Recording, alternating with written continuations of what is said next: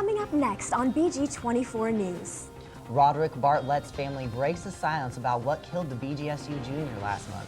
Faculty members gathered at 8 a.m. this morning in the Union. Hear what encouraged them to do so. And it's Wood County's Whose Line Is It Anyway? See how a local improv group makes audiences laugh. Plus, a look at your Black Swamp weather forecast and BG24 sports. Wood County's live local news starts right now. This is BG24 News, live at 5:30. Good evening, everyone. I'm Lucas Stahl. And I'm Parminder Bunga. Our top story tonight. It's been exactly 1 month since BGSU junior Roderick Bartlett was found dead in his room in Falcon Heights. A family member says Bartlett experienced an asthma attack on the weekend of October 15th. But the Bowling Green coroner says that the investigation is pending. His body was found the following afternoon by University police. A relative contacted the police after not hearing from Bartlett for several days. Bartlett was buried near his home in Detroit, Michigan. The BGSU Faculty Association gathered in the Union this morning with a clear message for administrators and the Board of Trustees. Well, we have several hundred faculty here today, along with student supporters, because of a simple message, which is we believe in retaining good students, but to retain good students, we have to retain good faculty. We're losing our place in the U.S. News and World Report rankings. We've gone down from 97th to 103rd. 1/5 of those rankings is based on faculty resources. The university is not investing in education. In fact, they're investing in everything except education. The FA is accusing the administration of unfair labor practices. They said they gathered today to show that they aren't backing down. The FA says the administration refuses to provide basic information to faculty members. The Office of Residence Life sponsored the Tunnel of Oppression yesterday and today in the Student Union. The goal was to educate students on diversity and oppression in a way that never happened before. They divided the union into different rooms that represent various issues. Those issues included body image, gender stereotyping, and hidden identities. Rachel Cooper was on the committee that organized the tunnel. She says it's not just about seeing, but also interacting.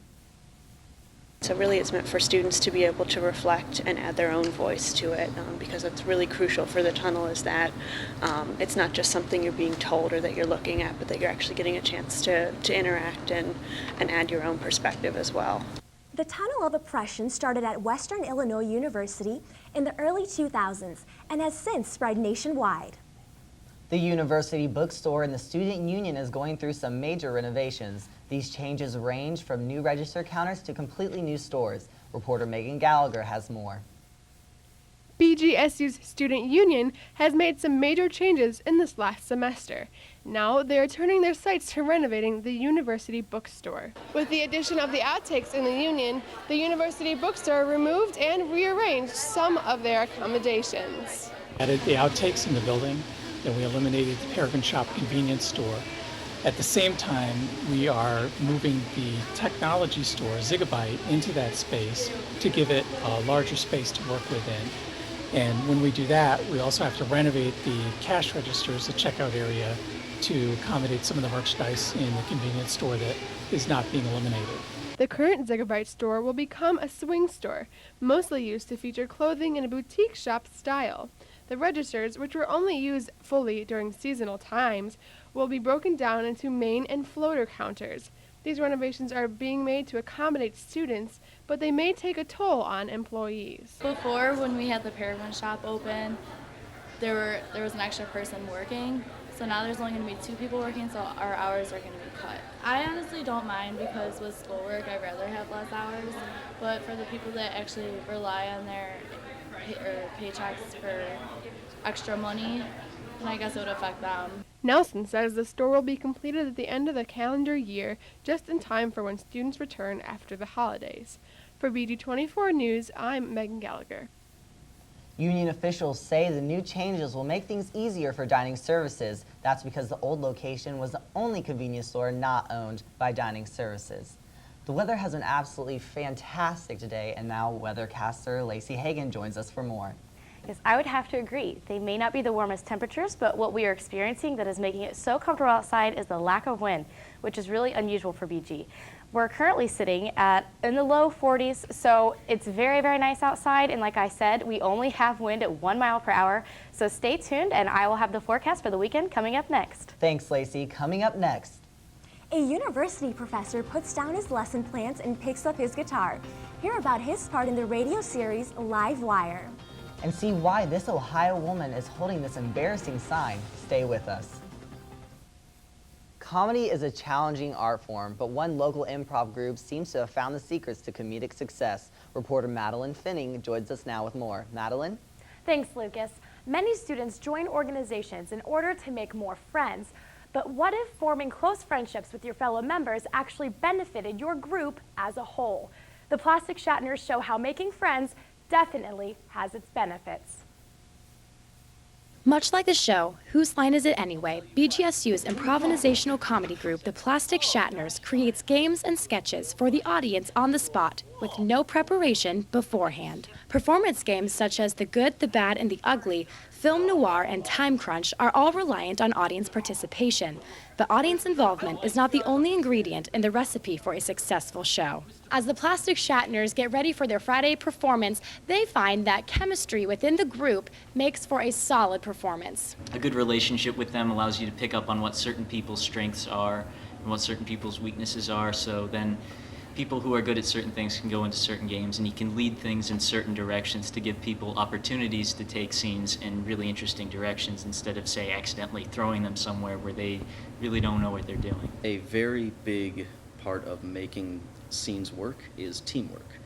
And the better friends you are with somebody, the more you know them, the more you understand them, you understand their boundaries, and once again, their strengths and weaknesses, the easier it is to let that teamwork flow. I think that when you know a person better, you can improv with them more easily.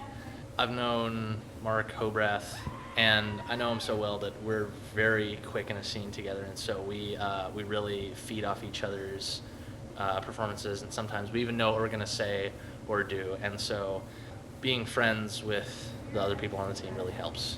While member chemistry provides performance benefits, the art of improv comedy provides benefits to the performers in return. You know, you get a new appreciation for, how hard it is to do a lot of this stuff right on the spot.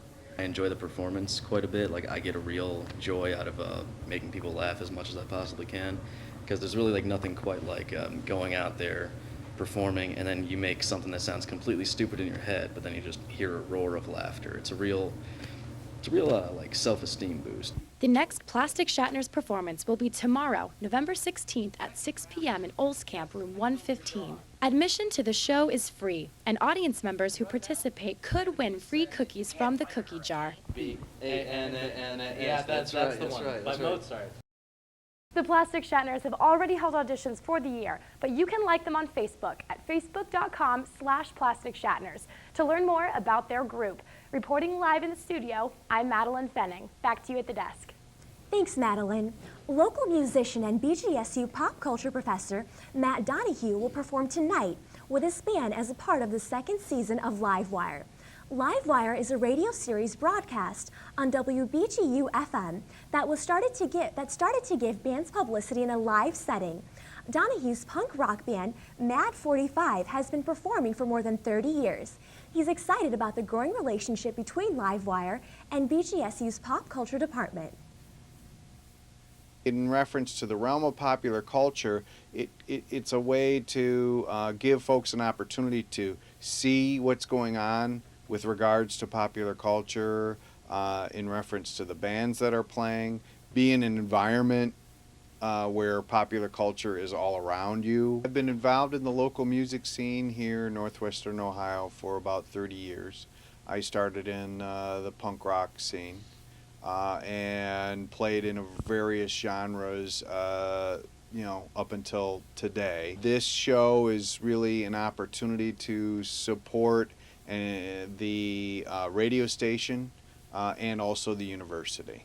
The community concert starts at 9 tonight at the Clazel Theater located on Main Street. Doors open at 8 p.m. and the event is free. Nobody likes getting stuck behind a school bus, but one Ohio woman took that dislike to another level. 32-year-old Sheena Hardin drove on the sidewalk to pass an unloading school bus. Now she's paying the consequences. A Cleveland municipal court sentenced Hardin to hold a sign that reads, "Only an idiot would drive on the sidewalk to avoid a school bus." The judge that sentenced her says she is not happy with the way Hardin acted during her punishment. I felt like she was making a mockery of it. I mean, I can understand that she might be a little upset, a little angry. She was very defiant. I was surprised to see that the only time she actually held the sign, and I understand that during the hour, it was times at which she did hold it briefly, but the only time that I actually saw her physically come in contact with the sign was to utilize it to block the wind so that she could light her cigarette. So for me, it was just kind of a smack in the face. Her license has been suspended for 6 months, and she also has to pay a $250 fine. Coming up next. We asked our Facebook fans what news stories they want to hear. We'll tell you what they chose. Firefighters clean up after a small garage fire in Idaho. But how did it start? We'll identify that bizarre culprit. Stay with us. Now, Wood County's live local forecast with BG24 Black Swamp weather. Hi, Lacey Hagan here with a look at your local Black Swamp forecast. If you take a look outside at our current conditions, we're sitting at about 44 degrees, and the big story for this week's weather is that there is no wind outside, and that is very unusual for BG at this time of the year.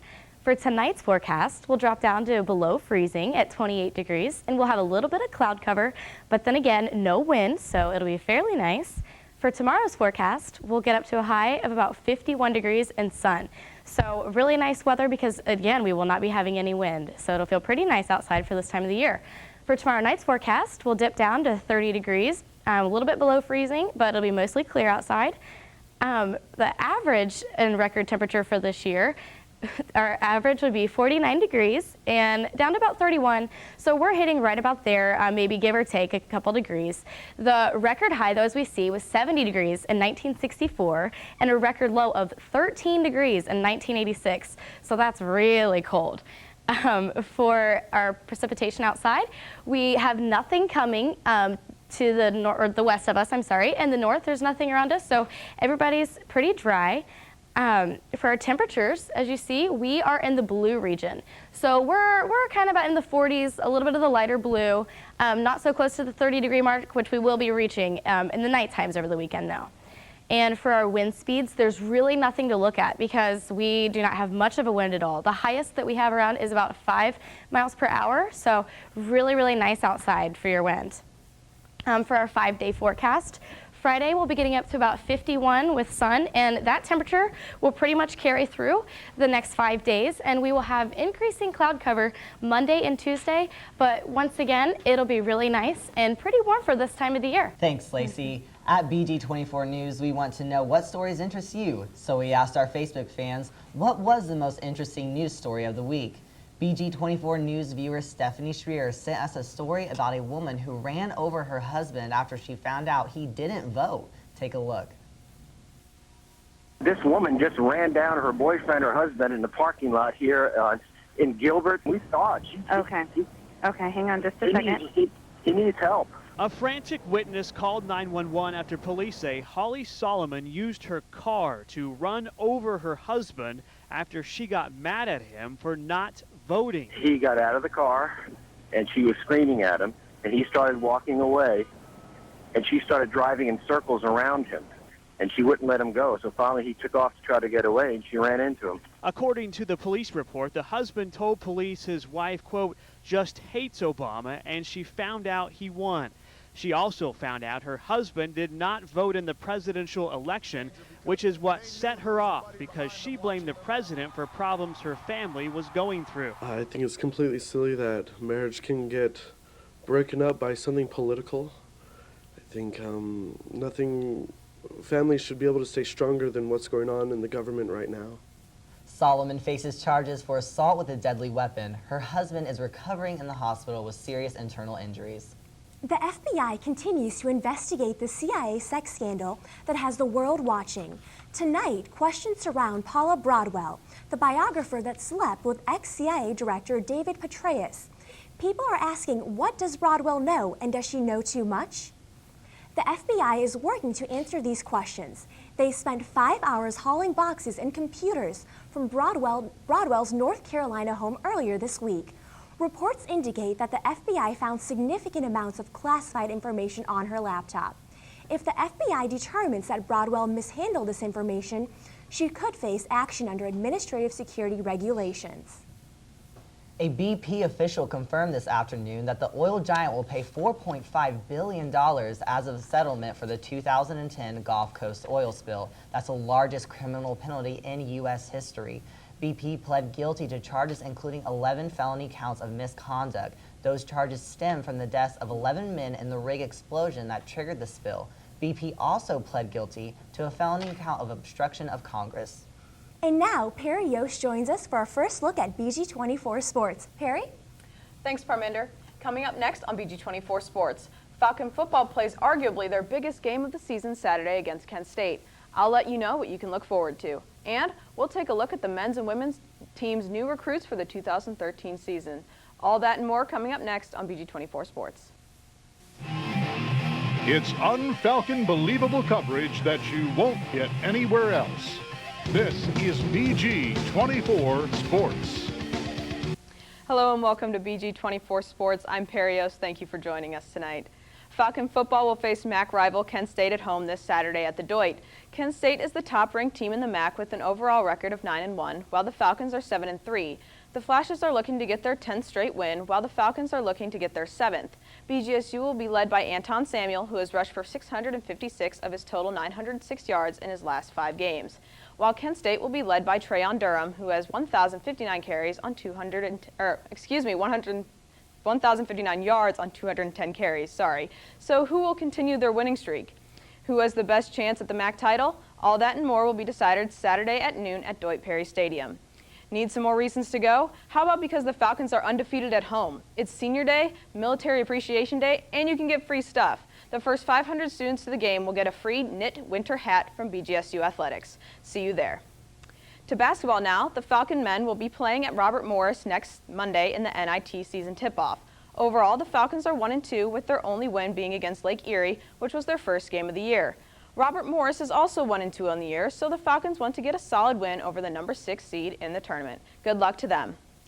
Falcon volleyball is the number 2 seed in the MAC tournament quarterfinals and will face number 7 Eastern Michigan Friday night. EMU is 8-8 in MAC play, while BG is 13-3. In a battle earlier this season, the Falcons defeated the Eagles in a 5-set match. Only 8 teams will advance to championship play on Sunday, and the Falcons are looking to be one of them. Game time Friday is 7 p.m. The men's and women's golf team have added new faces to their rosters for the 2013 season. The women have added Michaela Bear from Woodmore High School in Toledo, whom holds her school records for the lowest round of 68. They also add Fran Rodriguez from Flower Mound High School in Flower Mound, Texas, whom is a 4-year letter winner and has finished 7 times in the top 10 and is carrying a career best of 73. The men have just one new addition to the roster in Jose Nero, a senior that currently attends St. Michael's Catholic Academy in Austin, Texas. He is a 2-year letter winner, so be sure to keep an eye out for them in the future. Falcon hockey will take on Ferris State this weekend. BG lost to Western Michigan last Friday and on Saturday tied WMU, eventually losing in a CCHA shootout, making the Falcons 2-6-3 overall. Ferris State is 4-4-2 on the year and is ranked 4th in CCHA standings, while Bowling Green is ranked 10th. The Falcons look to get 2 solid wins this weekend at home over the Bulldogs. Good luck, Falcons. Looking ahead to this weekend, Friday, volleyball will be against Eastern Michigan and ice hockey at home against Ferris State. On Saturday, football will be at home against MAC rival Kent State, volleyball will be in MAC tournament play, and ice hockey will be at home against Ferris State. So be sure to head out and support your Falcons this weekend. That's all for BG24 Sports. I'm Perry Yost, and we'll be right back. An Idaho family's pig turned arsonist in Idaho earlier this week. This is video of firefighters putting out the flames. Brunson Smith lives at the property. He says they brought their pig into the garage because he wasn't feeling too well. Then it knocked over a heater. When we walked in there, we couldn't stay in there for more than 3 seconds because it would just about knock you out. It was so toxic, the fumes in there. And then we look over, there's a little pig hunched over there in the corner, just sitting there, looking around. Didn't even seem to notice there was smoke in there, pulled it out and just ran off. The fire burned a corner of the garage. Thankfully, the piggy's fire didn't harm anyone. Now Lacey's back for a last look at weather. Lacey? Well, if you look outside today at the temperatures we've had, that's pretty much what you're going to get for the next 5 days. The high will be up to about 50 degrees Friday through Tuesday, and we'll have increasing cloud coverage Monday and Tuesday. So for Saturday, that big game against Kent State looks pretty good. You should get out there and go. Are you guys going to go? Yeah, I definitely plan to, especially if I'm going to get a free beanie out of the deal. I wish I could go, but unfortunately I have basketball. But hey, you guys better tell me how it goes. Yeah, we will. Hopefully, like the nice weather stays consistent throughout the weekend and during Thanksgiving break, which we're all looking forward to. Yep. I know I am. Yeah, So I need a break for Good sure. For Lucas Stahl, Lacey Hagan, and Perry Yost, I'm Parminder Bunga. Thanks for watching. If you have any comments or story ideas, check out our BG24 News website at bg24news.org. Have a great Thanksgiving break, everyone. We'll see you on November 27th. Good night.